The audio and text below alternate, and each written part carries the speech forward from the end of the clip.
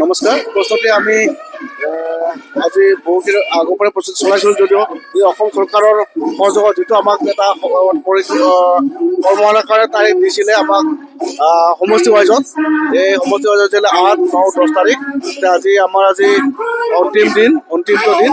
ইয়াত দুটা সমষ্টিৰ নৃত্যশিল্পীসকলে অংশগ্ৰহণ কৰিছে, বকচাগাঁও সমষ্টি আৰু কোলাঘাট সমষ্টিৰ। সৰ্বমুঠ আমাৰ 548জন নৃত্যশিল্পীয়ে এতিয়া অংশগ্ৰহণ কৰিছিলে। বাদ্যশিল্পী আছে, বাদ্যশিল্পীসকলো পলাশবাৰী সমষ্টিত আছে, আমাৰ বকচাগাঁও সমষ্টিত আছে।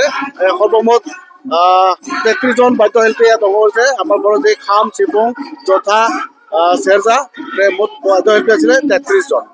সকলোৱে 17 তাৰিখে উপস্থিত থাকিব তাতে। নিশ্চয় আমি সকলোৱে উপস্থিত থকাৰ নিশ্চয় আমি চেষ্টা কৰিম। আমি সকলোৱে আশাবাদী যে আমি সকলোৱে আপোনালোকে ৰাওনা হ'ব ইয়াৰ পৰা। আমি অহাকালি আমি 11 তাৰিখে আমাক চৰকাৰৰ পৰা ইয়াৰ পৰা লৈ যোৱা হ'ব। বাছেৰে নিয়াৰ কথা আমাক তেওঁলোকে জনাইছে যে আমি অহাকালিলৈ ইয়াৰ পৰা আমি নিজৰ বটাৰ পৰা বকো আৰু কেম্পৰ বামলিগাঁও তথা ছয়গাঁৱৰ পৰা প্ৰায় আমাৰ 4টা প্লেচ দিছে, তাৰ পৰা আমি ৰাওনা হ'ম আৰু ইতিমধ্যে সকলো প্ৰস্তুতি সম্পূৰ্ণ হৈ উঠিছে। হয়, প্ৰস্তুতি সম্পূৰ্ণ হৈ উঠিছে। নৃত্যসকলৰ যি কৰ্মশালা, এই কৰ্মশালা আমাৰ প্ৰস্তুতি সম্পূৰ্ণ হৈ উঠিছে। আমি এতিয়া মাত্ৰ অহা 17 জানুৱাৰীলৈ ৰৈ আছোঁ। গতিকে আমি নৃত্য প্ৰদৰ্শন কৰাৰ কাৰণে আমি সকলোৱে আশাবাদী। উপস্থিত থাকিব ভাৰতৰ প্ৰধানমন্ত্ৰীও। হয়, মাননীয় প্ৰধানমন্ত্ৰী যে ভাৰতৰ প্ৰধানমন্ত্ৰী এই নৃত্যত থাকিব।